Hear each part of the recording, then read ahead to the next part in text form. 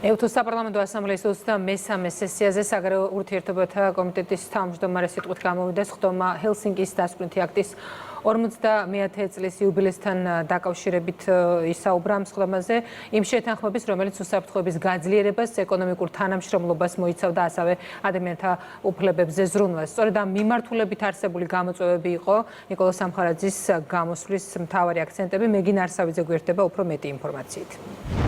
კონკრეტული ქვეყნების მიმართ, რომ დემოკრატიის სახელით არადემოკრატიულ მიდგომებს უხდებით, სწორედ ამაზე გაამახვილა ყურადღება ნიკოლოზ სამხარაძემ. ეუთოს საპარლამენტო ასამბლეაზე სიტყვით გამოსვლისას საგარეო ურთიერთობათა კომიტეტის თავმჯდომარემ.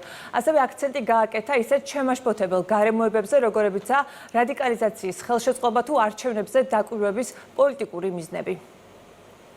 იმ პერიოდის შემდეგ, რომელიც მოიცავდა აგრესიებს, ტერიტორიების ოკუპაციას, მათ შორის საქართველო იყო რუსეთის ოკუპაციის პირველი მსხვერპლი, სახელმწიფო და დესტაბილიზაციის მიზნით უცხოური ჩარევისა და უცხოური დახმარების გადამისამართების შემდეგ, გარკვეული პოლიტიკური ჯგუფები და სუბიექტები კვლავ უარს ამბობენ წარსული შეცდომების გათვალისწინებაზე. მოდით გამოვყოთ რამდენიმე ტენდენცია, რომელიც გაბატონებულია ამჟამინდელ პოლიტიკურ მეინსტრიმში და რომელიც გადის თვალთმაქცობის და შესაძლოა სუფთა თავხედობის ზღვარზეც. პირველ რიგში ეს არის ხალხის ნების სრული იგნორირება, ირონიულად ეს ხდება დემოკრატიის სახელით, ტერმინით, რომელიც პირდაპირ გაგებით ხალხის მმართველობას ნიშნავს. ერთი მხრივ ისინი უარს ამბობენ ლეგიტიმური არჩევნების შედეგების აღიარებასა და პატივისცემაზე, თუ ეს შედეგები არ მოსწონთ, ხოლო მეორე მხრივ ცდილობენ დააწესონ კონკრეტული სოციალური ან იდეოლოგიური ნორმები, რომლებიც პირდაპირ ეწინააღმდეგება იმავე ერების კულტურულ ღირებულებებს. მეორე მხრივ შემაშფოთებელია რადიკალიზაცია და დიალოგზე სრული უარის თქმა, განსაკუთრებით მათთან, ვინც პოლიტიკური სპექტრის საპირისპირო ბოლოში არიან მიჩნეულნი. მესამე და ყველაზე შემაშფოთებელი ის არის, რომ როდესაც ლეგიტიმური გზებით დომინირებას ვერ ახერხებენ, ისინი ძალადობას მიმართავენ.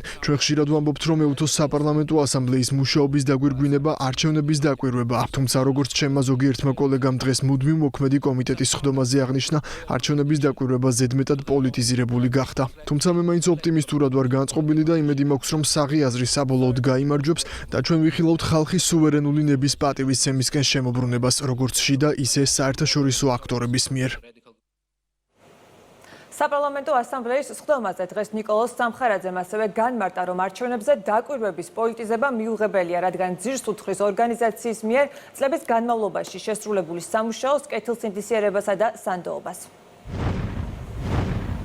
მადლობა, მეგინ არსავიძე იყო.